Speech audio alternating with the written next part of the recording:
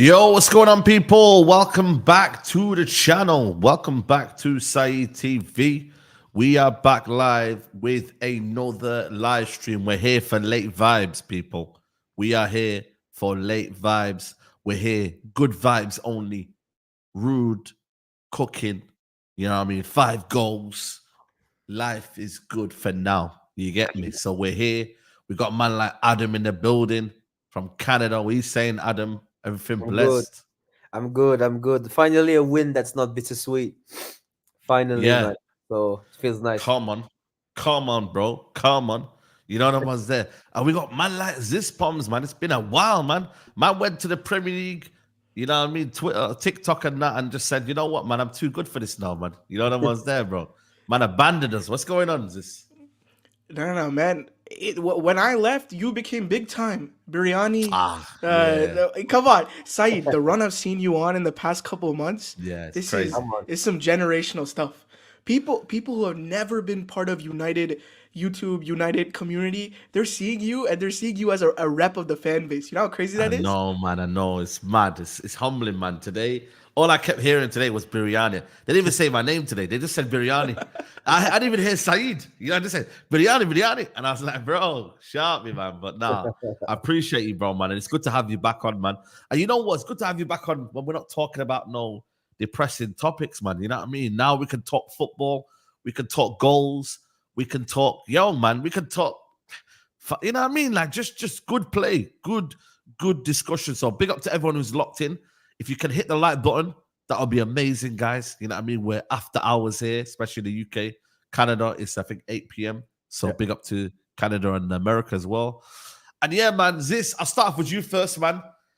Did you enjoy that tonight, first and foremost? Did you enjoy what you've seen? You know, what you saw, so I say? What did you enjoy, man? Chat to us, bro. Are you kidding me? Did I enjoy that? Oh my god. Let me tell you. So the day that Ten Hag was sacked, right? For us, like for me in America, the sacking was like pretty early, right? Yeah. And I wake up, I see all this stuff. I'm screaming. I'm in joy. I'm ecstatic. I'm feeling like a new version of myself. And no, like the obviously Ten Hag won stuff. Ten Hag did well in cup competitions, but like this was a well needed change for a long time. The Facts. news also, Amorim coming in only a few hours later, David Ornstein bomb. So this week has just been unbelievable. Like I've been on top of the moon. And come in the game after Ten Hag is sacked, and Ruud comes in. Ruud, club legend, comes in. I He's on know. this on the touchline, celebrating every goal. 5 goals. We never scored that once under Ten Hag. It was just beautiful, man. Seeing the players happy, seeing them good full flowing attack, 4-4-2. You know what I mean? It was good. Yep. Nah, 100%, bro. I think we never scored 4 goals in one half under Ten Hag. Yeah. But obviously we scored against 7 Barnsley. against Barnsley. You know what I'm saying? But for me, it was, you know what it was? The first half, there was more the quickness in the attack. Like there was urgency. There was a bit of swagger, bit of, one-touch combinations. There weren't kind of no holding on to the ball. It was a case of, you know what? We have to put a show on tonight, man. And that's what they did in the first. And it could have been more, man. Bruno should have shot. I don't know why he was looking to pass. Should have shot there. Casemiro nearly could have headed it again. You know what I mean?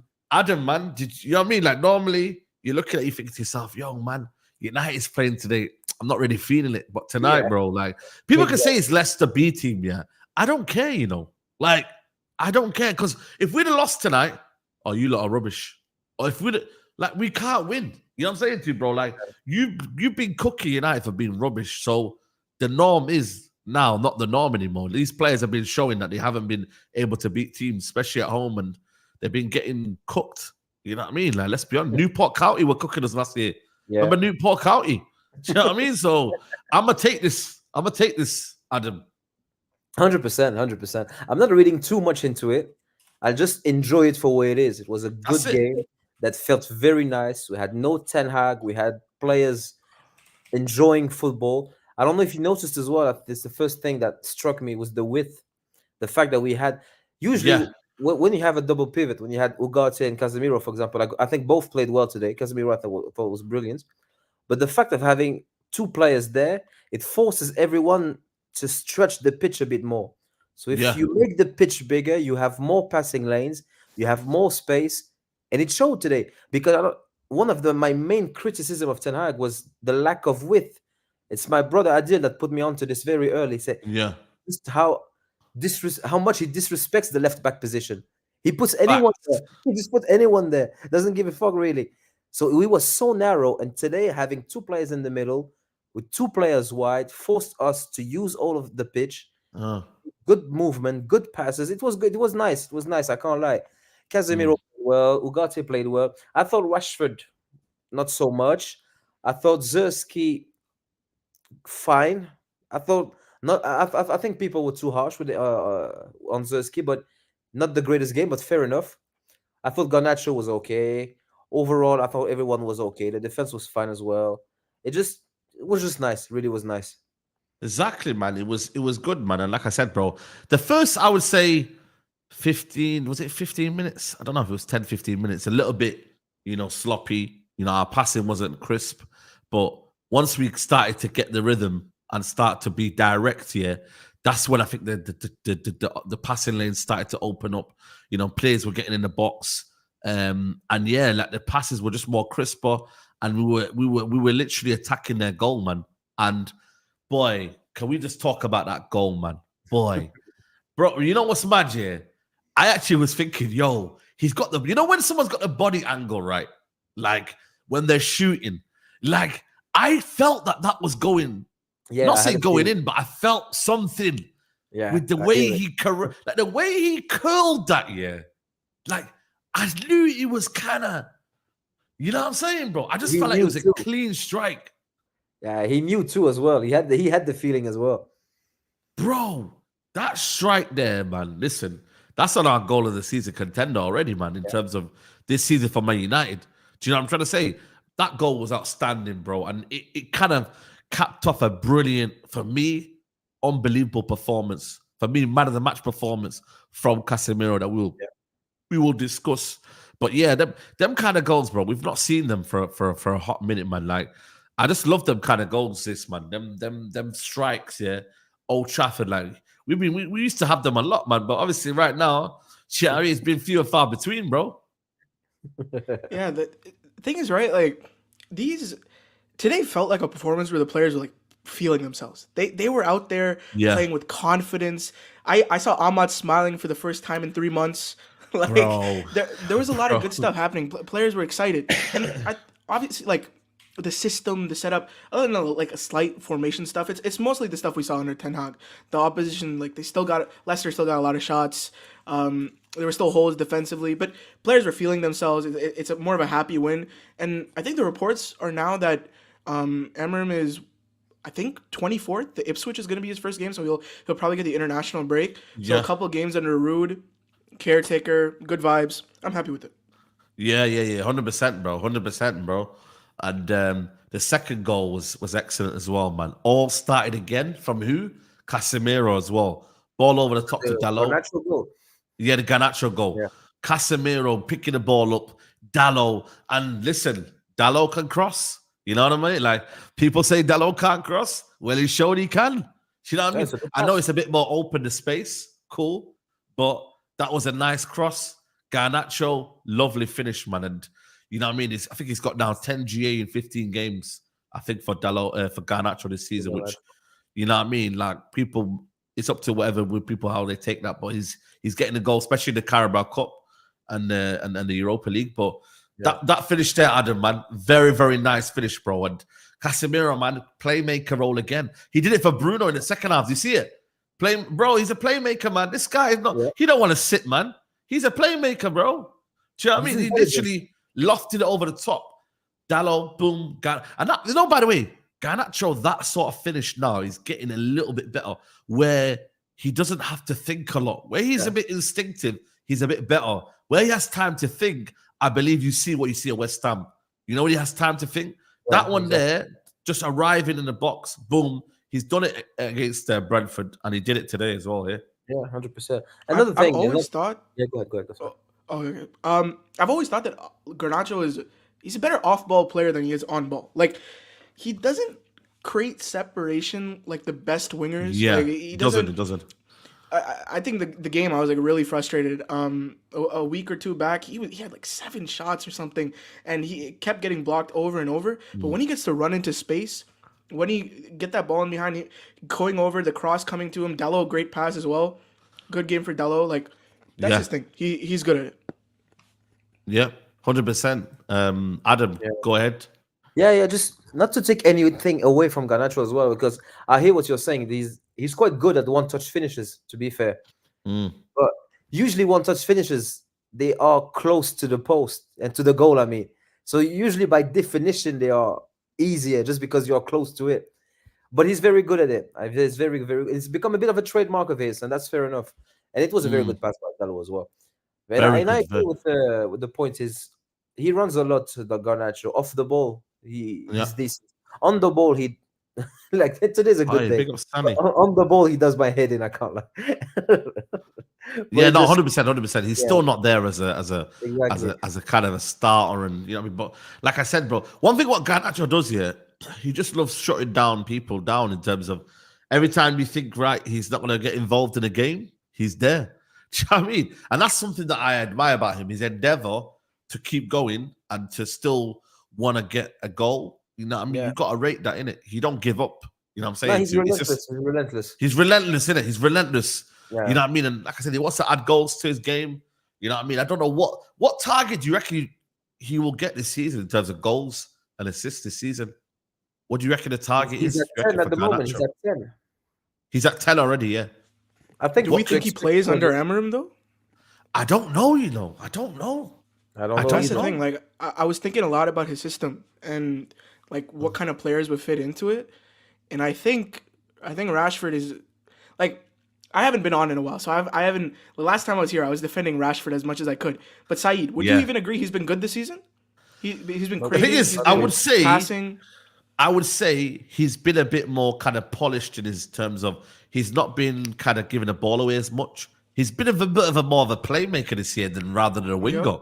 If I was to say Rashford this year, he's been more creative rather than being an out-and-out direct winger. You know what I'm saying? He's just been more responsible, or at least more responsible. Tried to be more responsible. I think he's just been less poor because I think he was shocking.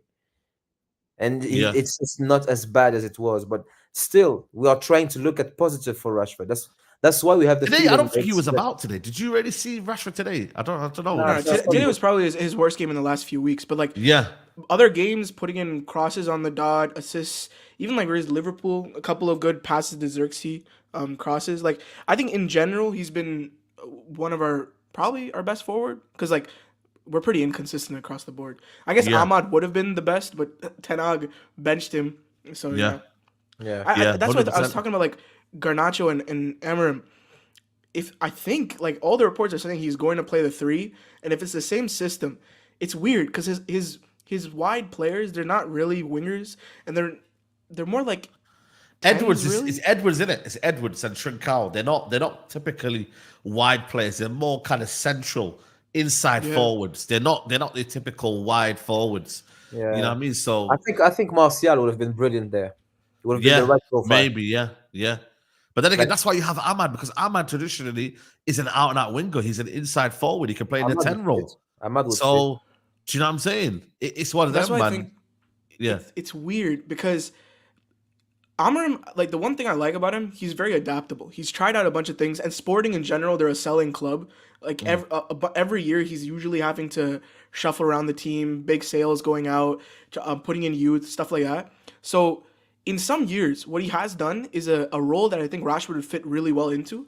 It's off the left side, like technically, like the midfielder, not really the midfielder. It's more like a second striker thing from out wide. They get to come in a lot. They get to shoot a lot. They take the second most shots after the striker. Yeah. And the other side, I think maybe because of seniority, I think Bruno probably gets it. I don't see how Bruno fits in the pivot.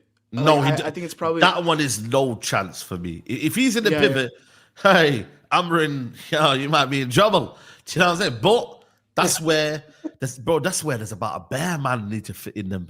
Like it's gonna be literally crazy who fits into that 3 in the middle. Yeah. I Bruno don't want to see scored. Bruno in that Yeah. team, to be fair. Yeah. I'm not Yeah. trying to see it. Yeah. Well, we'll see. We'll see, man. Bruno got the third goal. Quite fortunate. You know what I'm saying to you? But he got that's his first goal of the season, you know. That's mad, you know. Has he scored this season, Bruno That Fernandes? means he's been a net negative. Like No, net. genuinely, is that his first goal this season, though, Bruno Fernandes? I think it is. I think it is. Obviously, he's got 2 goals, but that was his first. That's mad, you know. Yeah, I think thought he it would is. have got a goal this year. Yeah, Nah, I think I surely saw this is not his someone- first goal. He scored against. He did not score against. Is that his first goal, guys? I think I Is that saw his many first 2 people goals? say it was. Yeah. I'm sure I heard the referee, not the referee, the commentator score. But yeah, like I said, he got the free kick. Yeah, then he got the free kick, and then freed it up, oozing. You know what I'm saying to you? And then Casemiro again, man, bro. Casemiro, man, he is a dangerous player Yeah, he is. to mark. The guy, won the header, then seized the initiative and said, yo, I want the follow-up. Nobody else was moving. Nobody else, by the way. He's seen the ball, boom, got attracted to it, bang, finish, bro. Bro, the guy's, bro, He's like, intelligent. how many goals has he got this season? Yeah, he assisted himself. How many goals has he got for Man United, by the way? And by the way, he's got more GA this season than Phil Foden. Yeah? So, yo. Casemiro? Yeah, Casemiro's got more GA than Phil Foden this year. I don't know how It's many. 2 he had. today. He had a header like a week or so back. Bro, he's got Was it more West GA Ham than he Phil scored? Foden, bro. Yeah. Do you know what I'm saying? So it's crazy, man. He's Do you know what so I'm saying? good, It's man. crazy. He's so good at reading the trajectory of the ball. That's why he always on the end of crosses and stuff like that. And that's why he's one of Yeah. the best defensive midfielders. As you know, I'm not the biggest Casemiro fan when it comes to on the ball and mostly possession, but you can't deny the class that he has in him. To be fair, he's Yeah. so good at some things. It's very, very, very small player. Very small. Yeah, 100%, man, 100%. Bro, we were 4-2 up at halftime. You know what I mean? And then obviously we conceded the goals, man. You know what, man? I can't really blame the goals on United defending. The more I look back at it now, it's actually like the first one. I'd probably say Bayende has to win that and then clear it away, and then it's a good strike after. But the second one, it kind of just falls to the player Connor Cody. I don't know if you guys must. I've not watched it back the game on TV, but was it defensive errors or was it kind of almost just kind of fell to the player and they did their thing? Like what do you guys say? Is this? Did you see it? Did you see in terms of I because haven't I seen thought it for back, me it bro. was like, sorry.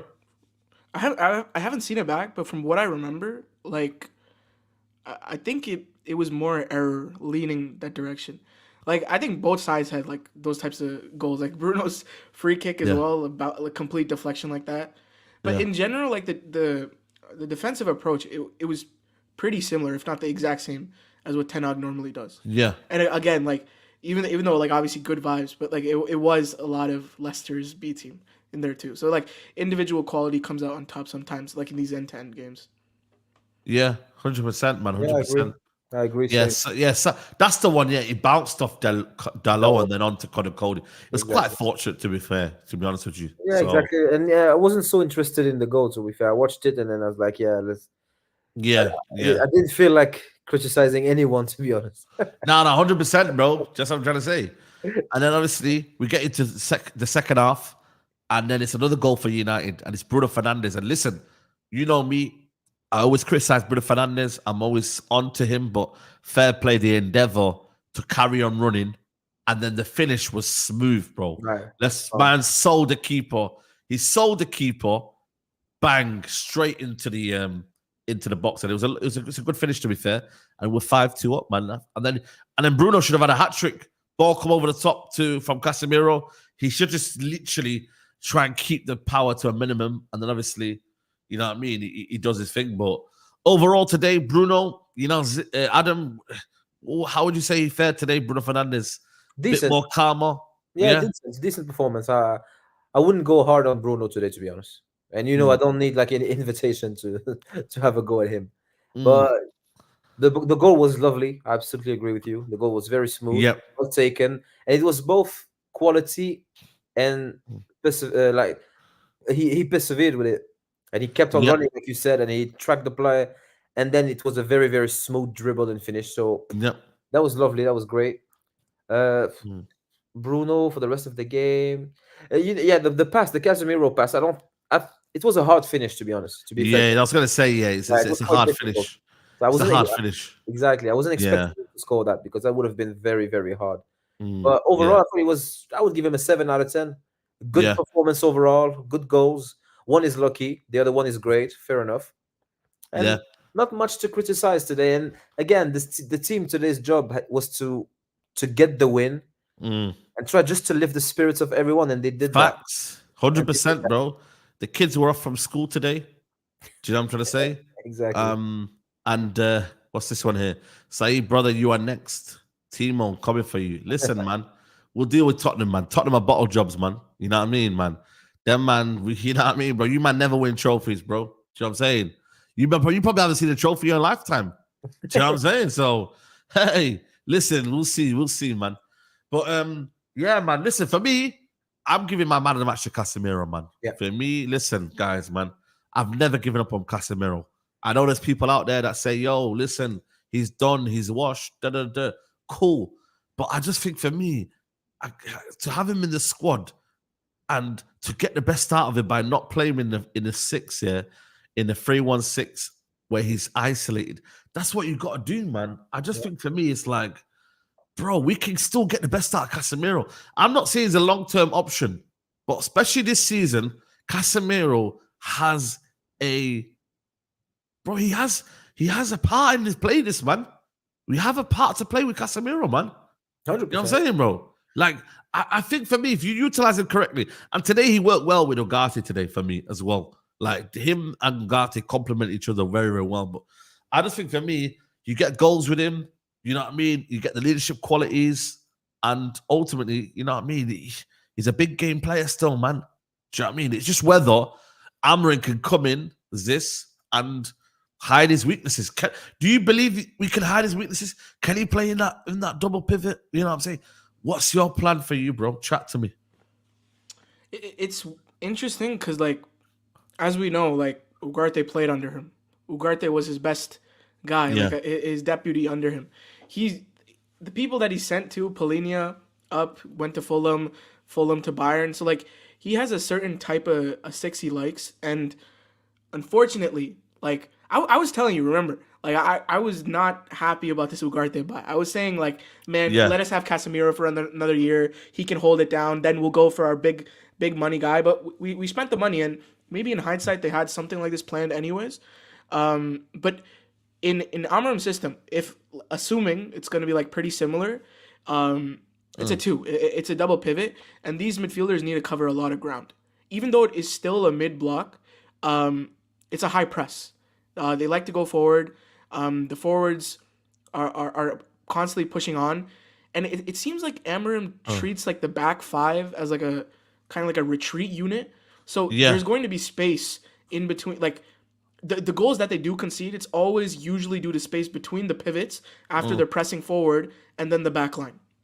Obviously, like, I think his defensive setup is better than Ten Hag's. It's players would probably understand it better.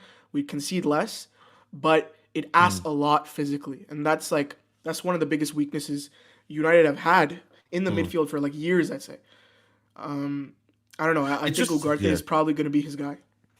It just depends on whether that double pivot are playing where they're together. Is it, do they sit together? Does one go? Does one kind of come back? Like, it all depends on whether that One goes. One goes. Okay.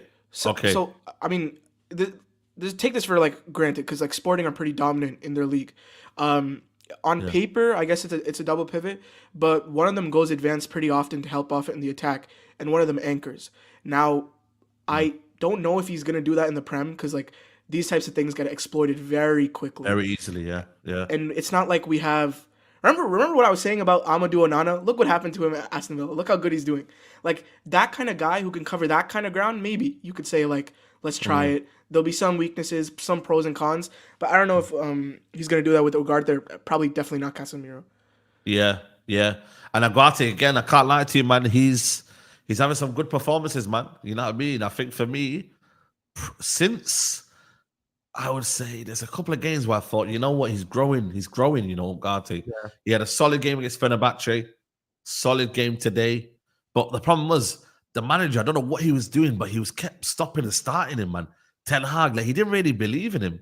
Let's be honest, like he didn't really. I think he didn't want him. He didn't. He didn't want him. He wanted Amrabat. He wanted your guy.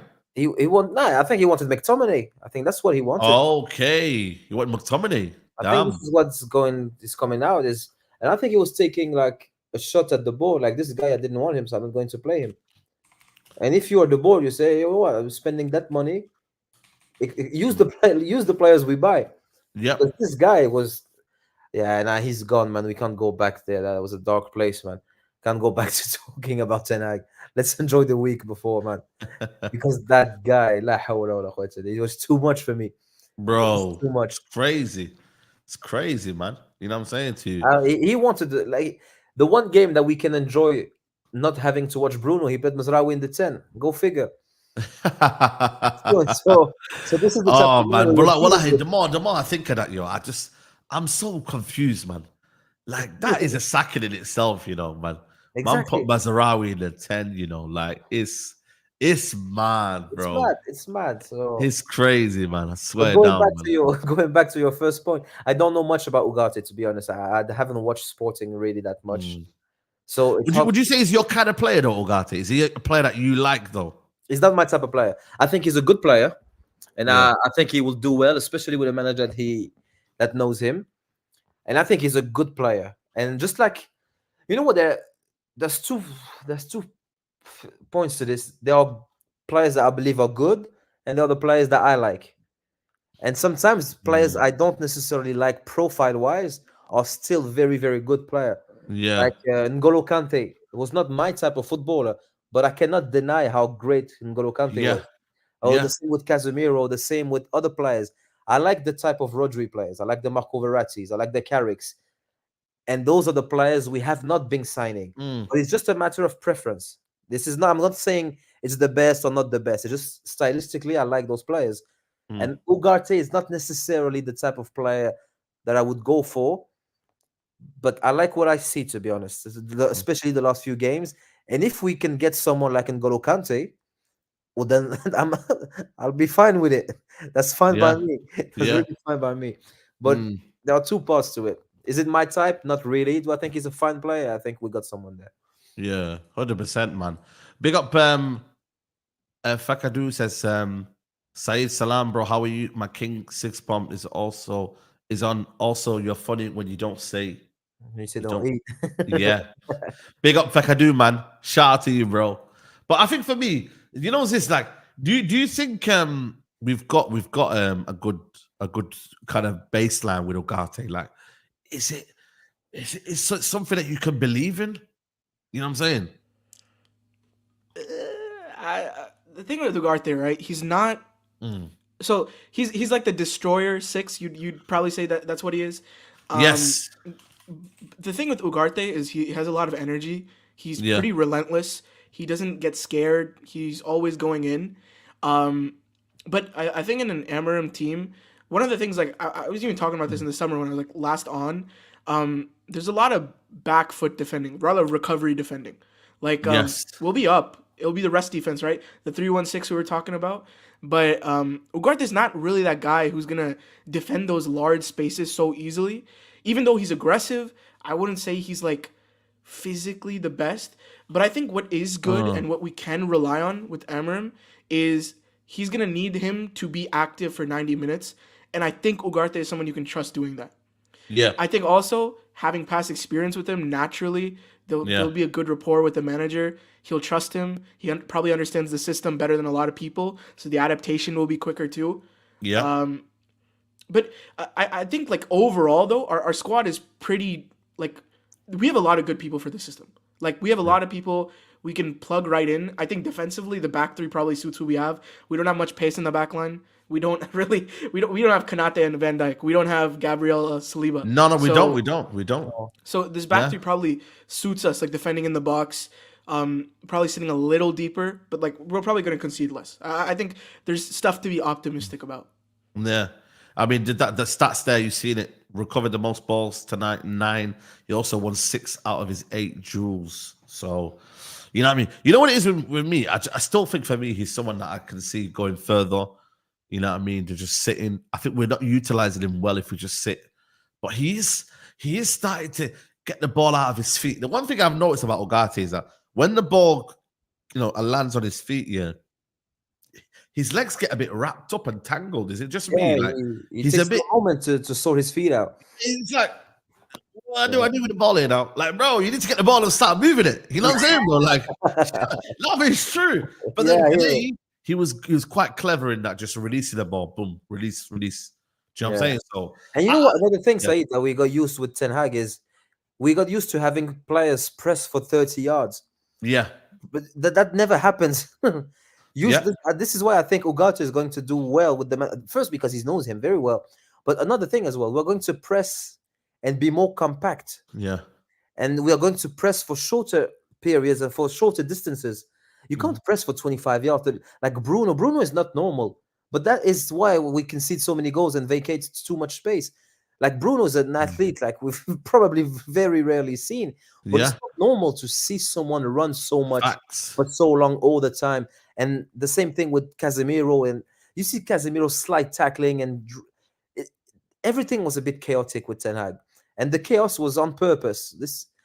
I don't expect that for the next match. At least I hope so. I expect players that lost their legs or lost their engines, I expect them to find their legs back again. I'm trying to be optimistic there because it's been a while since we had a good good look on the future, but I hope, man. Yeah, 100%, man, 100%. But yeah, like I said, man, you know what I mean? Midfielder did his thing as well. Who else, guys, stood out for you today? Like in terms of performance today, you know what I mean? Is anyone else that you kind of stood out today? I like Ahmad, and Ahmad, if he scored that overhead kick, oh my days, fam! Like you know what's mad, yeah? Like he came on with a smile on his face, knowing that he didn't need to prove anything. Just go and play. Ruud van Nistelrooy said to him, today, just go and play, please. Yeah. And he was so good, man. The little 1-2 with Dalot was sensational, man. Like, bro, like, brilliant. You know what I mean? When the ball gets his feet. I still think, though, man, these players need to start giving the ball to Ahmad. He's always free, guys. Yeah. How many times do you keep seeing him? Yo, I'm here. Like, bro, send him the ball, man. But you know what, Saeed? I quite appreciate the fact that they are not trying that long ball. They are going for the safe pass. Safe, yeah. You know what? I hear it because I've seen Ahmad free a few times. I was like, if someone could pin that ball, he would be free in space. But if the player thinks to himself, I'm not so sure that pass is safe, I'd much rather we keep it and make a short pass. But I hear it because I've spotted it as well. And you know what? Another thing I noticed with Ahmad as well today, he wanted to score today. He wanted to impress. I think he took too many shots compared to what he usually he's more responsible than that. And I think he just wanted to make a good impression. But I think if he started the game, he would have been more patient. And I think better things would have happened. Okay. Yeah, no, 100%, man. I think for me, it was solid, man. Like, do you still think there's a future for Ahmad Ziz? Like, what are we saying for Amad Diallo? Like, big fan, and like, what do you think of his cameo today? I thought he was good. But for future, if there's a player, like I was thinking of players that like would fit in the new manager setup. Ahmad is one of those guys that, like, you talk about Trincao, right? That's like that 10, that right 10 role. Come on, that's like that should be Ahmad's whole thing. Receiving, sometimes between the lines, combining with others, tiny short spaces. He has a shot on him when you need. Decent way to pass. Like, that role works. But again, like, if I was to bet on a team, right, the front five, I think when Mainu is healthy, he'll get in that pivot.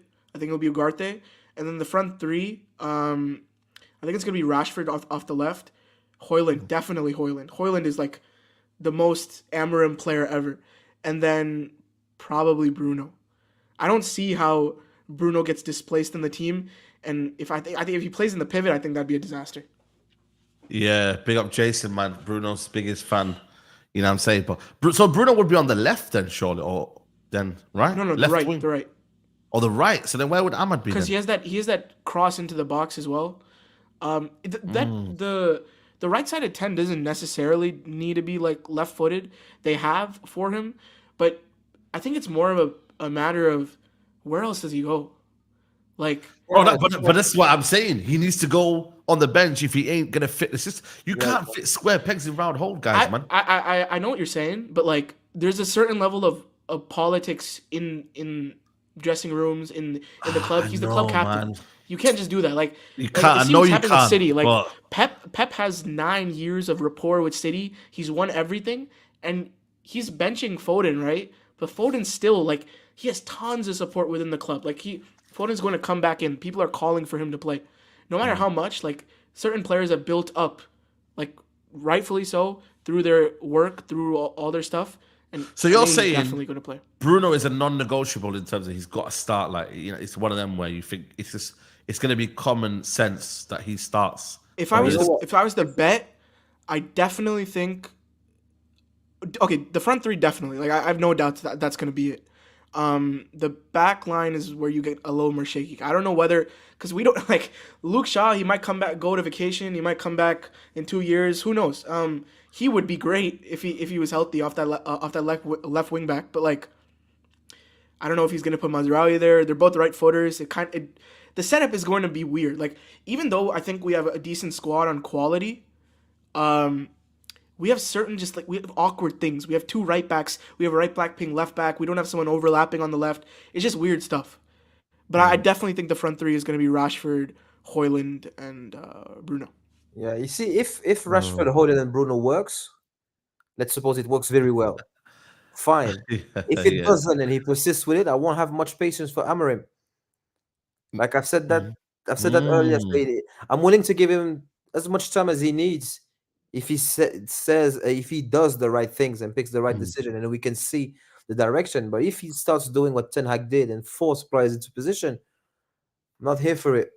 Really not. You know what? There was a lot of people today. They were like, "Oh, like they're just not sure enough that things that players have been letting the managers down will get fixed, man." Like that's what a lot of people just. That's why for me, I'm not getting stressed over it, man. I'm just kind of letting things play out, man. Do you know what I mean? Like, if you'd have told me this, you know what I mean, last week or whatever, I would have said, "Yo, man, these guys, I want them flipping." But for me, I'm just hoping and praying that the manager either takes them out or, for me, makes it work. Which is sensible. Hide their deficiencies. Find a system that you don't see Bruno lumping the ball forward. You don't see this happening. You know what I mean? Find a system. Then you know what? That this doesn't. We don't find a Bruno that's net negative for the team. But you know what? Even that's if I have one thing to say, you can go, Adam. Go ahead. No, just quickly. Even that, I don't want to hide Bruno's weaknesses. I want Bruno to excel. And if I get what you mean. Yeah, if he can't excel, and we can have someone else that excels, fine. Like I'm having my doubts about it because I don't think he can reach that level. But if he does, fine. But I don't want him to start changing formations and tactics just to make sure that Bruno somehow fits in a way that is fine. I want the team to be as good as we can. The one thing I'll say, Ten Hag, the thing I hate about him, I think the most, and why I lost hope last year. Like I'm someone who's normally very patient with managers, but there was so many things going wrong, and the biggest thing is the way he profiles players. With Rashford, right? You see him coming off a year where he's so successful attacking the box, where he's getting like 3 to 5 shots a game, where he's constantly attacking, running in behind, and then he starts receiving deep. He holds the touchline. He doesn't get an overlap. Like obviously Rashford wasn't good, and I'm not going to argue that he was, but at a certain level, hide their weaknesses, promote their strengths. Amorim, more than a lot of coaches, I think this is one of his biggest strengths. He's very good at profiling players. He puts them in positions they like Enquiries, the striker that's everyone's saying going to go for 100 mil. Yeah. He's big, he's strong, he's fast, he runs channels. So Amorim, in his build-up, a lot of the solutions is give it to him, lump it up if you need to, and they know he's confident in being able to body and move. He changes though. If he did not have before he had Gyökeres, he didn't do that as much. He plays to what his strengths are in the team, and I think if Bruno is there, naturally, I think the setup I think it's a United type setup. We don't. Would you say we have a Rodri type player on the team? I don't think so. Right? No, definitely not. So There's not many Rodri guys apart from maybe Zubimendi but there's not many. There's not many that are Rodri. I mean, this is why I was annoyed with the Ugarte signing, because I wanted someone that controls the tempo, like Zubimendi. Yeah, Zubimendi. Agreed. But then who Amorim controls the game in Sporting? Is it Hojlund? No, let me tell you. There's not really someone. It's weird. They create a lot of chances, but this team is very direct. They like getting in behind, and whether like it or not, this is what our squad is. We have tons of people that thrive in transition. We have tons of people that can make a pass. We have tons of people that can run in behind. A lot of the creation happens out wide. Wing backs, 8s, 10s coming in, little passes, putting in crosses. There's a lot of variety. Like it's not some it's not a gimmick. Like there's a lot of ways to create, but it's very direct as well. If something is not working, put a cross into a very vertical setup. Exactly. And I don't know if you guys watched Sporting game. Like I tuned in for the other game in the Portuguese Cup like a couple of days ago. Yeah. Last night. Yeah. A goal they score pretty often, and the one that they scored yesterday, it was a deflection off a cross coming in, and just players running onto it and making something happen. That's what happens at Sporting a lot. Like they'll put a cross in, the players will collapse, they'll counter. They're always ready to counter press. That's something that's very good about Amorim's system. So they're getting onto the ball, they're aggressive, and they score a lot of scrappy goals. And if you're scoring goals, I don't care if they're scrappy. They're like let it happen. Let it happen, bro. You know what I mean? Like if you score a lot of the same type of goals, regardless of how it is, it's a sign you're doing something right. Surely it can't be just luck all the time. Yeah, 100%. Like for me, listen, man. I think the manager with players that we want and we don't want, it's for him to decide. Innit? As much as I say, he's gonna be on. We're gonna be proper watching him what he's doing, like you said, Adam. There, at the same time, you know what I mean. I'm gonna give him the benefit of that, to learn and then understand that when it's not going well, you then have a plan. So if you see something's not going wrong, and if I see your reaction is to do what Ten Hag did and just say, "Yo, I'm gonna play you through the bad form," hey, could be game over, my friend. Exactly. But if he then says, "You know what? I'm changing this around," I just hope he comes in and just sets standards and says, "Yo, I rate you, bro." You know what I mean? But I don't think he'll do that until the end of the season, guys. Until the summer, you will not see friction. There's no point putting friction in the team now when he kind of needs everyone to be on board until the summer. Exactly. Let's be honest, guys. He doesn't need friction now. Exactly, and he needs to learn about the squad. Like he can watch games and tapes, but he doesn't know until he trains with the players. Exactly. How they perform, how they interact, and that's normal. We don't need another Rangnick situation, man. You know, the ones there, like even though Rangnick was still a decent coach, they just didn't respect him enough, man. They knew he was going to leave, so they didn't bother. Yeah, exactly. So and that's a disgrace. Yeah. You know what? It just because as fans, and we've been shocking for like it's a decade now. We know the players are not good enough. We know some players are frustrating, but as a manager, you can't come with like that preconceived idea. It's not fair. You have to let the players show you. But I just hope he deals with it in the correct way, and he needs signings as well. Because I think, bro, he needs signings, man. Like, did you guys see the links to Davies? I thought that was bullshit. I thought that was bullshit, but apparently, like I read the article from The Athletic this morning, and they've been in talks with Amorim for like a couple of weeks now. The decision happened at the meeting October 8th in London. They all met up in Ineos. That was the day they decided to sack him. And Amorim talks happened like shortly after that. And around that time as well, the Davies conversations have been happening behind the door. And see this, I don't see it happening unless we get Champions League football. If we get Champions League football, it's on. But without Champions League football, I think even without, we could happen. If Real Madrid are there with Champions League football, I think we're offloading Casemiro. I think like Casemiro. I definitely. I feel like he has 1 year left after this. Like if he completes this year, right? And he didn't want to go last year because I think he thought he still had a chance in the team, and I guess Ten Hag was playing him, but if Amorim is there, I think United also want to move him on. They probably get 40 million from Saudi, reinvest in other areas. And I think obviously selling players is important, but if you're talking about a fit for a team, right? Left back has been an issue for us for so long, and now this wing back position, Luke Shaw's never healthy. I don't know if Malacia can do that for us. Sure. Davies, I don't like the price that I think he's asking some absurd. Bro, he's asking for some serious money, man. You don't think it's a joke? He's asking for 300 grand a week, man. Yeah. How much is he on now in Bayern Munich? Does anybody know? He's on something high as well. He's crazy. Bayern Munich wages. Let me just see right now what he's on right now. Like I saw someone in the comments say, bring Fernandes back. I wouldn't mind that at all. To be fair, he's on. That's actually who I want. I think Davies would be stupid money. Oh, I guess it is a free. 216 euros. 216,000 euros a week, which is what? How much is that in pounds? Just below 200, I suppose. Yeah. So he's looking for a bit more than that, mate. You know what I'm saying? 250 to 300 maybe, in that kind of range. But yeah, listen, man. For me, I would love him. I would definitely love him, man. I'm not one of them that, I think we could get the best out of him, especially this wing-back system. But what about Nuno Mendes? Would PSG sell Nuno Mendes? Former Amorim player? You know what I'm saying? Like, who knows? They might want to sell him. You know what I'm saying? Who knows, man? Yeah. I think left wing is a priority as well. We've said that. Yeah. To be 100%, bro, 100%. Wingers in general, I think, was a priority. Because you know what? Ironically, Sancho would have been a good fit for that position since he's created plays number 10 as well. Eight Nouri as well. Yeah, Eight Nouri's in there as well. Yeah. People want to talk about Zirkzee, innit? Because they think he's had a poor performance. I think for me, he was better when we played in a front two. You could see the connection he had. He was so much more heavily involved in the game when we went to a front two. But yeah, like I said, man, I just think for me, he's got low confidence right now, man. The confidence really isn't there in terms of playing in a single kind of forward line. I don't think the confidence is quite there yet. But like I said, bro, I think for me, I always say to myself, like, strikers is one of them positions that I've got to be a bit more lenient with, you know what I'm saying?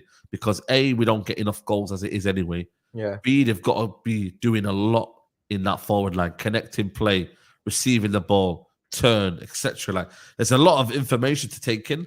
And I think the forward line has become what would I say?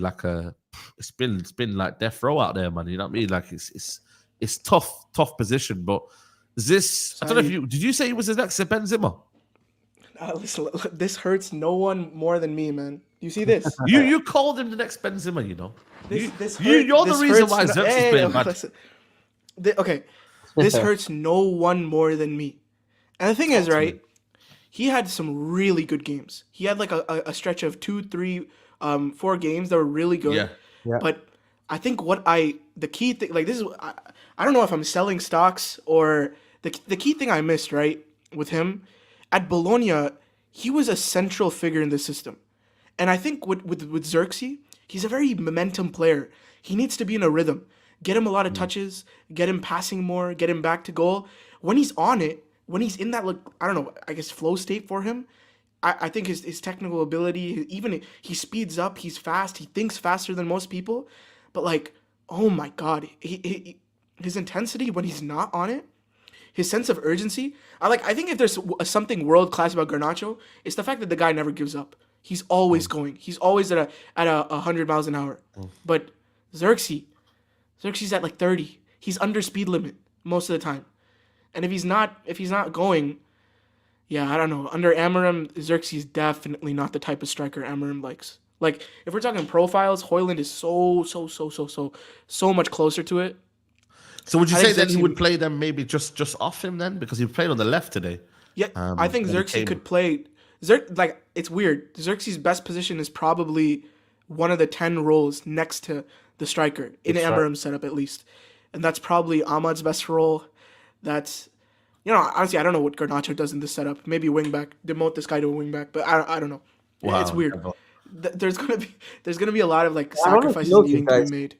I don't know if you know this, but I think Zirkzee's an intelligent player, and I like him, to be honest. Oh yeah. And I don't know if you noticed, intelligent footballers in general tend to drop off in intensity when things are going badly. They can't just run. I don't know if you noticed, Martial was the same, Pogba's the same, Sancho's the same, Mata was the same, Eriksen drops off a bit. All of the intelligent and thing that is very, very typical is intelligent players play well with other intelligent players. Intelligent players, Like, yeah. for example, you'll never see Bruno stop running. I don't think Bruno's that intelligent. You'll never see McTominay stop running. You'll never see Garnacho stop running. But those guys, the levels are the same all the time. And Zirkzee, I think if you play Zirkzee with intelligent players, I think he goes up a few levels, to be honest. Because I think I like the player. I think I don't think he's that fit, to be honest. I would like him to be a bit fitter. I'm not really happy with the fitness. And just like my biggest criticism of Martial is aggression. If you have that much talent and understanding of the game, if you can add that aggression, it's a problem for the opposition. So those are my critics of Zirkzee. Yeah. I think he's a good player, man. But for me, it's like I think the fundamentals that are there, innit? It's not as if he's losing. You know, I mean, he's a detriment to the team. If you're not a detriment to the team, then that's cool, innit? But I just believe, listen, man, there's a graveyard shift for strikers. This is why when someone say there, like, I was Hojlund out, I was one of the few that was defending Hojlund. You know, remember we was talking about, I've been in so many debate shows where I was like, give Hojlund another year, guys, man. Let's give Hojlund a bit of time, man. You know what I mean? Maybe he's not the greatest of footballers. I understand that. But you know what? There's something we can work with in it. So it's about finding the balance between the two. I don't necessarily believe we need to go buy that striker. I think wingers are something that we need to go and buy. Yeah. Inside forwards, that could do well. But you know what I'm saying? Like, I don't know. Like, Adiwale saying there, Zirkzee offers more than Hojlund. I mean, Ziz is saying no. Let me explain. Yeah, go on. What Amorim relies on a lot is pace and the ability to run in behind. I think Zirkzee's decent at running in behind. I've watched a lot of him at Bologna, and he can do it. But Hojlund is in a different class when it comes to that sort of thing. He's fast. He's a great instinctive runner. He times his runs well. And it's a lot of channel running too. You need to be able to body the center back, body the fullback that's coming to engage with you. Back to goal play, I think Zirkzee's probably better, but still, like, what he's going to need a box threat. And I think even though Hojlund has some issues in getting to chances, he sometimes doesn't anticipate it well enough. He's definitely a better box threat than Zirkzee. And if I was to bet on someone who'd really improve under Amorim, like Gyökeres when he came to him, I think it'd be Hojlund. Yeah. I also think like people don't have enough patience with Hojlund. This guy was the UCL Golden Boot holder like after the group stage. We got knocked out. We were playing awful football, but this guy last season he was one of like the good spots. And when he did finally get scoring in the Prem, he went on like what a 6-7 game run. There's talent there. There's class there. And I think the setup being so bad around him shouldn't be something like we really hammer him on. He's still a young guy as well. Yeah. Two young strikers, isn't it? Yeah. And the thing with Hojlund is, I hear the praises and the qualities, and I hear the criticism as well. And when you can't make your mind on a player, you know that the manager's been shocking. Yeah. I think. Listen, it's all about the outlook, innit? Like, people might come around to loving Hojlund under Amorim. You know what I mean, guys? That's why sometimes you can't just. You know what I mean, bro? You know what, Saeed? You know what? I've regretted Lukaku leaving. To be honest, I don't think we've had a striker as good as Lukaku. Wow, left. That's a first. I feel that's the first time I've heard someone say that. Yeah, and I was not sad when he left. I was happy because I wanted someone better on the ball. But then after that, I was like, hold on. We criticize players for having only a good touch, like Zirkzee and Martial, and only being good at link up, and they don't score. And then we criticize Lukaku for just scoring, not being pretty in the link up. But then Lukaku is just scoring goals as well. Yeah, but look what Conte does to Lukaku though. Like as much as I say he had a few wobbly touches against, because I watched a game against AC Milan. He's a monster. You know what? He's still, when he's in front of goal and there's minimal space in behind, he's a demon. Yeah, 100%. But then when there's a lot of space in behind, he has to do more and dribble. Conte has got the best start of Lukaku in his career. Of Conte, by the way, is that a coincidence? He just understands the player very well. That's what it's about. Yeah. Understanding your player. And you know It's what? a- Speaking Amorim of will do that Conte, too. Speaking we of hope Conte, so. do you remember Conte at Chelsea when he played the 3-4-3, and it was Diego Costa, Hazard, and Willian on the right? And they won the Yes. league that season, and it was who was it? Was it Matic and Fabregas? Matic and Kante, wasn't it? Matic and Kante. Was it Yeah, Matic and Kante? Let me find it 1 second. Conte's 3-4-3. it was some sort of variation of think- those three. Yeah, let me see. I think it was Conte was definitely in it.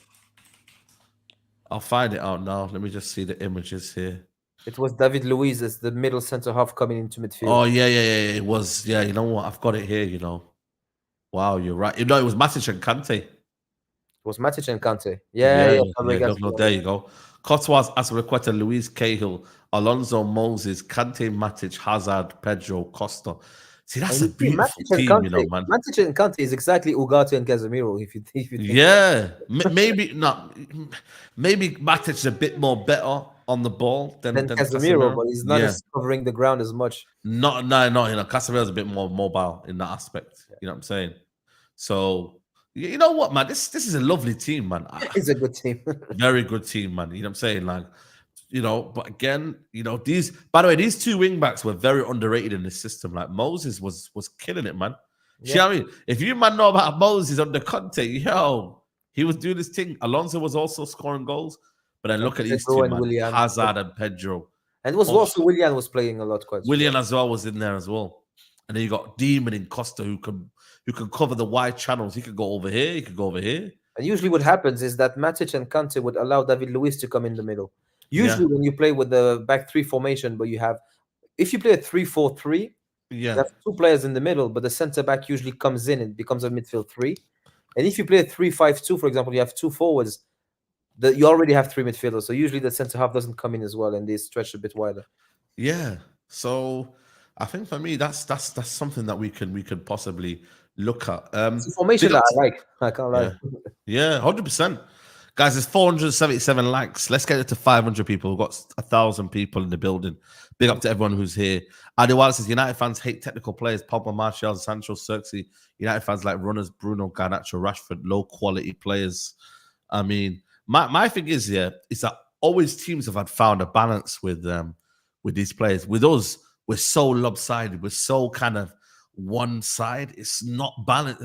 Like with that team there, like Pedro, as much as he's technical, he's a runner as well. Victor Moses is a runner. Yeah. You know what I'm trying to say to you? Like this, you know, Kante isn't the most glamorous on the ball, but you know what? They get the best out of him and they reduce his time on the ball. So you got to have a balance, man. You know what I'm saying? J. Rose says people will put it down to new manager bounce when Ten Hag we lost 2-1 to Brighton. J. Rose, tell him again, bro. You know what I'm saying? Like, let's do it, bro. And the same thing was happening with Napoli with Conte. You know, they got Billy Gilmore, but they also got runners in Lukaku and McTominay. Then they got the you know what's for me. This is the ball that I want United to go and get in that left 10, man. It's Kvaratskhelia, man. Kvaratskhelia, please, United. Please, bro. He would fit in as he would fit in like a glove, but I don't see him leaving, bro. That's the saddest thing, man. He would love Kvaratskhelia, man. What a player, man. And we need backup backup. I mean, we need starters in that position. He would love to come in, but he would cost a lot of money, to be honest. Ineos, man. If you could get in one player there, it would be Kvaratskhelia, man. You know what I'm saying, bro? Like, do it, please. Yeah, just do it. You rate him, You rate him? Kvaratskhelia? I rate him, yeah. I think he's world class. Bro. But I don't know. I think allow Eze, man. Allow Eze, man. We're being linked to Eze a lot. I know. I've seen it. Yeah, true. And that's why we need to stop talking about it, because it's going to happen. Because that's what they do, right? Every time we talk about a play, it happens. His agent is getting pretty desperate because I think he bottled the move to City. City was interested in him. And I think he's like 27, 28 now. Yeah. He's getting up there too. Because you're 27, 28, but you're at that level. I would welcome it. But if I have reservations on the quality in the first place, I think he's a good player, but that's it. I'm not here for it. Yeah, he would fit very well in the setup, to be fair. But I think he probably honestly fits more than Kvaratskhelia. but I think the quality difference there is pretty clear. No, for me, I rate Eze, yeah. But the thing is, for me, it's like 2 years ago, I would have been on it. But now I'm looking to go past Eze now. Do you know what I'm trying to say? Like, I'm looking to move on now from Eze. And you'd rather go and get me Dibbling than Eze. Go and get me someone who's young and up and coming, but also has got the ceiling to be a world-class player or a You know top who I would quality. like as well, Said, is that guy at Palace next to Ugarte. I would like Wharton. Oh, Wharton, yeah, that's someone that everyone's been talking about as well. I think it'd be a good Wharton is pairing. a very, very good shout, you know. That's a I think very... people are really overdoing the hate with Wharton right now. Because like yeah, close. Whenever a young guy gets hype, like everyone wants to shit on them no matter what, and he's playing through injury as well. I think Wharton, like if we talk about like fit right in a midfield, especially with this 3-4-3 thing, Wharton's the passer, Wharton's the guy that receives. Ugarte would be the more destroyer guy, cover more ground. I think the balance is there. Yeah, exactly. And but you know what, Said, for the number 8/right wing, the best option would be Cole Palmer, I think. Bro, we ain't getting Cole Palmer. Yeah, man. I think that's the best profile. Dude, they have that guy on like a 13-year contract, some stupid stuff like that. That's pro record deal. Bro, they ain't giving him, bro. Let's be honest, man. Like they ain't even gonna give us Cole. They bought him with the Mount money as well, which is yeah. The Goulet. Oh my days, man. You know what I'm saying? But yeah, that video. Oh my god, Arda Güler. Okay. I have to nerd about that guy for a second. If I'm praying some way somehow he gets unhappy at Real Madrid, Ancelotti stays too long, he's not starting. Imagine him in that right 10. Oh my god, what a player! Yeah. He's unbelievable. But we'd be cooking, man. But the problem is, this is why I want Ineos to make a signing. If they were to make a signing, right? Rodrigo. I'm looking at Rodrigo. Exactly. I'm looking at Goulet. I'm looking at Brahim Diaz as well. They AC Milan is the type of player I think. I wouldn't mind Brahim Diaz as well. If I'm being honest with you as well, he's a. You know what? Real Madrid are going to have issues there. They're already starting the season quite poorly. I was curious. I didn't think Mbappe was a good deal. I prefer Vinicius first. Yeah, and they were good last season, and I don't see how definitely. It and if you gave me Vinicius or Mbappe right now, I'm taking Vinicius all day long. You know what? I was having a conversation with Rance before the summer. If you tell me, do you pick Mbappe or Erling Haaland? I'm picking Erling Haaland 10 times out of 10. Oh, that's a shout, you know. To be fair, you know what? That makes sense because at least with Erling Haaland up front, he's a master of his position. You know he's a number 9. He's still not a number 9 yet. Yeah, you're right. It's just easier for me to build a team when I know that this guy plays at 9. But when you think about Mbappe, when you think about players like Martial as well, Mbappe, Rashford, those players, they don't fit in. Every time they play on the left, you think they are better at 9, and every time they play at 9, you think they are better on the left. Yeah. And they are good players. It's not the quality that's the problem. It's just conceptually, it feels like it should play them in the front too. I think that's the best spot.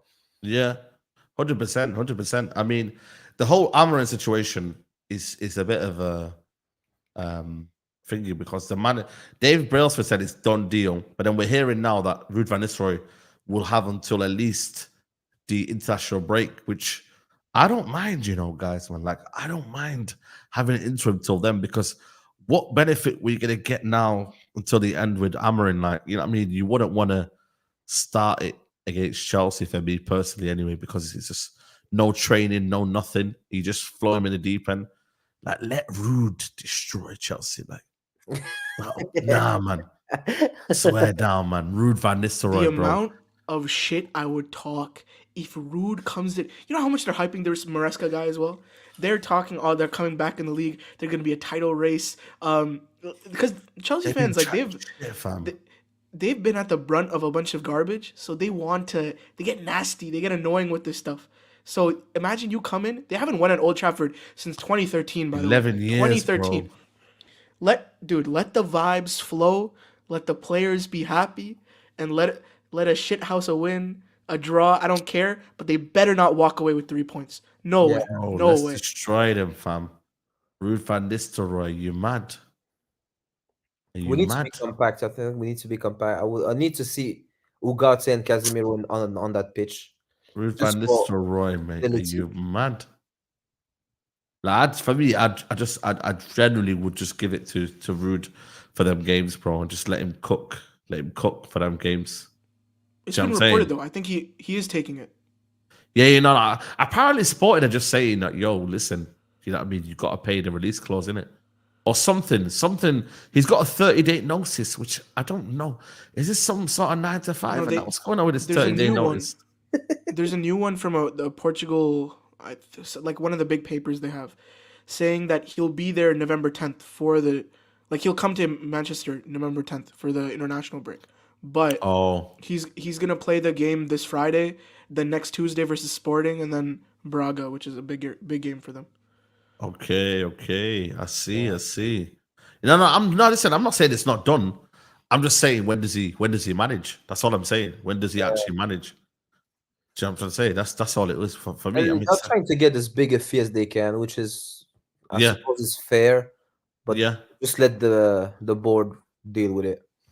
What did you make of Ruud tonight? His animation, his touchline presence, his demeanor, the He fact that looks he's normal, still, man. He looked like a normal human, not someone that is going to piss me the fuck off. yeah, bro. Do you know what I I'm was so saying? Like, happy.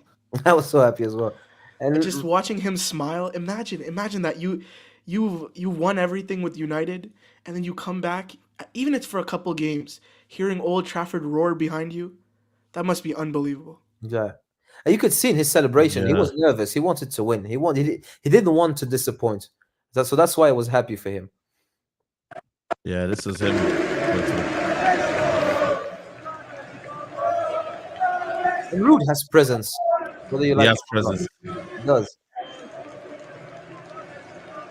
And this is what happens when a manager stays for too long, like Ten Hag or Ole. It's Yeah, you start hating or disliking stuff that has nothing to do with football. You don't like the way he speaks. You don't like proper. the way he conducts himself. And that has nothing to do with football. You Yeah, are so annoyed that everything. What yeah. is it though? Like I'm not there from there, but Saeed, you go to matches, right? They were chanting his name like a week ago. They were chanting Ten Hag Ronnie, after the when's game. the start, bro? When you deep Ruud van Nistelrooy, since the start, bro, he said, yeah, Ruud van Nistelrooy, don't clap me, clap the players and Ten Hag. Like, but he's been acting like the manager though. See what I'm saying? Like he's been acting the manager. He's been doing all of this. He's been animated. He's been the one to get a yellow card. He's actually been demanding Ten Hag of his tactics. Like, bro, he's you know what he's done? You know when you're that confident of something and you just go for it, bro. Like he's a go-getter in life, innit? Yeah, exactly. And Do he you know what I'm saying? respects the club, and he knows we respect him. At some point, Ten Hag stopped respecting Man United. He started taking the piss, and from that moment on, it was broken. Yeah. You can't lose 7-0 to Liverpool and pick up the same 11. Like That's what I'm saying, bro. You can't. You generally can't, bro. Do you know what I'm saying? So we got spun by Spurs by 3 goals, and he said it never happened. Go figure. bro, 100%, bro. See what I'm saying? So I think for me, yeah, man, Ruud just gave us that today. He's just celebrating today. Yeah, exactly. Do He you know was what I'm happy saying? as Like well. celebrating today, bro. You get what I'm trying to say? I think this is my man. What's his name? Chris Wheeler. Ruben Amorim set to be named as United boss. Won't start till November 10th as Ruud van Nistelrooy has 3 more games. 2.5-year deal worth 6.5 million a year plus 1 year option. Expected to bring 4 coaches: Fernandes, Candide, Ferro, and Vital, and sports scientist Barrera. So yeah, whether Wheeler Ruud has is, a good connect as well with Ineos. He's been very reliable recently. yeah, he has to be fair. I can't lie to you. He's been doing his thing. He's got up the chain. You know what I'm saying, bro? Yeah. It's gone up the chainsaw, but bro, we are literally 11 years unbeaten, bro, with Chelsea. I don't think there's anything to be feared about. I've been to Chelsea games where I thought we wouldn't win that game. You know what I mean? And we've done it.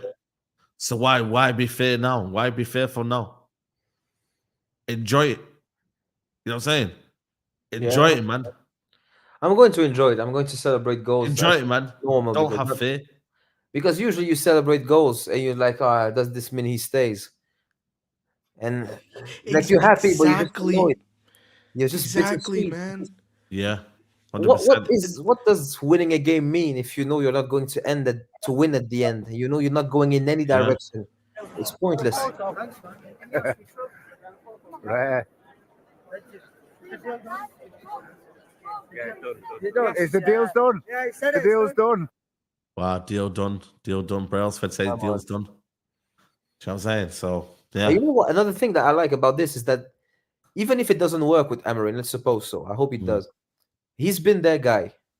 Like we did not get a manager that was available, and you can look at the signing of both De Ligt and Euro, knowing that we have already Martinez, the signing of Ugarte. It looks as though it was a bit planned in a way. Yeah. It sort of makes sense, which I like. Yeah. I think 100%. Ineos messed up definitely, but I really don't think they've ever rated Ten Hag, ever. No, I don't like think No. they decided to sack him very early, but the fan pressure after the FA Cup win, Writing that was like letters, unbelievable. like And they have an agenda too. Like Ratcliffe's main thing, Ineos, they want to build the new stadium. Like they're trying to get the whole like local approval on it, going with like Gary Neville on like the city council, whatever it is. So they have like bigger things in motion. And I really think like if they had gotten a new manager, the risk of their new manager doing bad, and then there's like that whole core of Ten Hag supporters that are bitter, that are angry, it probably would have messed with them in some way. I'm happy Yeah. though that they if they're confident about this guy Amorim, they spent the money. I really thought this whole season was going to be over. Like with the way that the whole reports were going, I thought we were gonna have like Ruud to the end of the season or Ten Hag stays too long. But I'm very pleasantly surprised with this whole thing. You know what? Yeah. Since the summer, I've been saying I expect Ten Hag to be gone in November, and I got it right, to be honest, at some point, because he got sacked just a few days before November. But after the last international break, when they did not sack him, I said, you know what? I think we're in trouble. I think they are keeping him. Yeah. And then Same. I was like, yeah, Ineos on fraud. I thought they were going to keep him, guys. I genuinely thought they were going to keep him until the end of the season. Same. So that's why, for me, I was just gassed when he left, bro. I was shocked. I was shocked more than like I'm relieved more than I was kind of like, you know what I'm saying? Like it was crazy. I didn't expect it to happen. You know, and nor did it not. That whole week as well, though, like when they were asking, do you support the manager? Usually when the manager's under pressure and they want to protect them, they put out some kind of presser, some kind of brief to the journalist that like, hey, he's our guy. Like we're going to support him. But they were very, very specifically avoiding those types of questions. They weren't saying anything. And now with the news coming out that they did decide to sack him, they talked to Amorim the very next day. Like it's a good thing. I'm happy. Yeah. Yeah, and you know what? 100%. New ownership, even if the guy is not doing that bad, it's quite reasonable for you to sack him and get your guy in. It would have been understandable, even if he wasn't doing too poorly, let's suppose. Right, Rashford's 27 today. Yo, that's crazy, man. No more young player. Maybe I don't know. Maybe the manager. Sorry, the fans are still going to call him a young player, but listen, right now it's just like Lingard before him. Yeah, 100%, man. So it's one of them where, for me, you know, I feel we just enjoyed it, man. Do you know what I'm trying to say to you? Chelsea fans are already saying that Maresca, they took the piss today. Right, Chelsea turning on Maresca. Jeez. Listen, boy, it's a mad thing, man. You know what I'm saying? It's a mad thing right now. You know them ones. Oh, yeah, by the way, we've got Tottenham next. Tottenham in the FA Cup. Sorry, the Carabao Cup. Listen, bring them on, Tottenham, man. Who's Tottenham, fam? I want revenge. I can't wait. I want revenge, fam. wait. I want revenge on them blood clots, man. Yeah. Do you know what date it's going to be? You know what? That's a shout, you know. Because if Amorim has like a few weeks on him at that point, oh my God. I would love, like, I've been seeing so much 17th and 18th of December.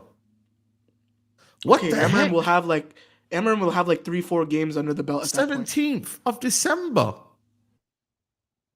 So what are they doing in November then? Is there just there's no time for games in November? Are you Probably joking me? UCL. They're Champions taking a piss, fam. That's a tough time, you know.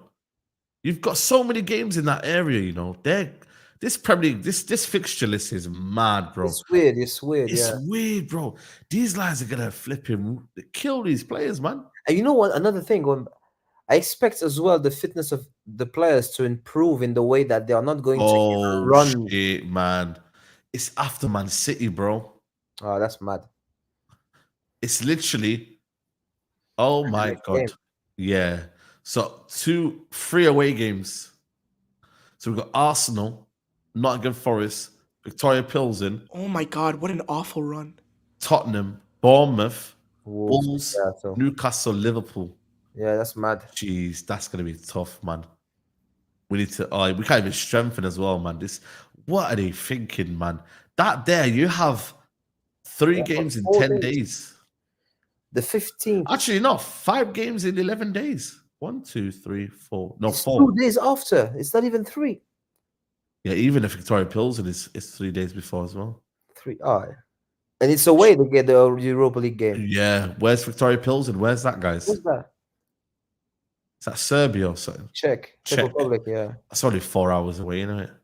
So So Amorim will nah, have that's 6 tough, games. man. That's tough. That's tough. I can't lie. That is peak. I can't lie. That is very, very peak. But we Yeah, have to deal with it, man. No excuses on here. You know what I mean? But I just hope Amorim's training sessions are going to be more reasonable because Ten Hag was just burning the players. No wonder everyone's injured all the time. I think his training methods was a disgrace. Yeah, you know what I'm saying? So let's see, man. Let's see. I think we're confident. We're good vibes, man. And like I said, we got previews coming up, people. I got a preview with Eunice coming up tomorrow. So make sure you check that out, people. Any Chelsea fans in the chat. That'll be out tomorrow, I think 2 p.m. or maybe 1 p.m. I don't know. I'll let you know, guys. Maybe 12. We'll see. We'll see. And then I've got another preview as well on Thursday. Then I've got to do a couple of previews with Don and Lewis as well. So look out for that one. So, but Chelsea, I want to beat them, bro. I'm not even taking a draw, man. F the draw. Beat them. Yeah, beat them, bro. You know what I'm saying? Beat them. You know what I'm saying? So, yeah, you'll find out. You'll find out. The one with tomorrow's with Eunice, but the one on Fridays with a special guest, you'll find out, man. You know what I'm saying? But Adam, we're gonna wrap it up here, man. We're gonna redirect to Temi, man. Temi's live at 2. But I've told him I'm trying to get him to go live now, man. But I don't know if he's going live now. But yeah, we're gonna redirect to Temi. But yeah, Adam, thank you for coming on, bro. It's a pleasure, my bro. Always. Thank you for having me, man. This was nice. Yeah. Big up, man. Big up Zis, man. Big up to you, man. Yes, Are you bro. still consistent with your TikTok and that? Yeah. Yeah. So, are we ending right now or? Yeah, we're ending. We're ending. Yeah, we're ending. Oh, okay. Nice as always. Thank you, Saeed. Adam, it was great to meet you. I think Yes, I was pleasure, my thinking bro. this during the stream, but I think you're the most sensible panelist that I've had the pleasure of speaking That's with. very nice, bro. Thank you very much. Appreciate that, man. Yeah, 100%. But yeah, man. just for me, just my name, Zispalms. Check me out on TikTok. Search me up on YouTube as well. I'm gonna be starting that pretty soon. Actually, Come on. posting videos. But Come yeah, on. thank you as always. Thank you to the chat. Nice one, Take bro. care, guys. Yeah, big up to everyone, man. Big up to everyone who sent in a super chat today. Big up to everyone who's been in the comments. We went over 500 likes as well. So yeah, man. Chilled out stream, late vibes. Go to Temi's stream and just type in Saeed TV raid. You get me? When you go to Temi's stream, go and type in Saeed TV raid. And I'll see you for the Mandem talk tomorrow, which Ty and Marcel will be on trial tomorrow. They will be on trial. I'll be in the comments, bro. Yeah, they will be on trial, guys. Marcel, you see these guys here? Let me just get the overlay. If I can find it, man. Let me see where these guys are, man. There they are. No, this is the 2. I need all 3. There you go, man. They will be on trial tomorrow, man. I'm gonna get opening statements. I think Tyrone's gonna send me his one tomorrow. I'm gonna get Marcel to send his opening statement tomorrow. Obviously, AG's not part of the show anymore, but big up to him. But we're going to get everyone to send their opening statements. Trial is tomorrow. Make sure you're there. Judgment Day. You get me? So, yeah. Big up to you, man. Now, big up to you, bro. We're going to get out of here. Love. Big up. Make sure you go to Temi's raid. Saeed TV raid. We're out. Peace.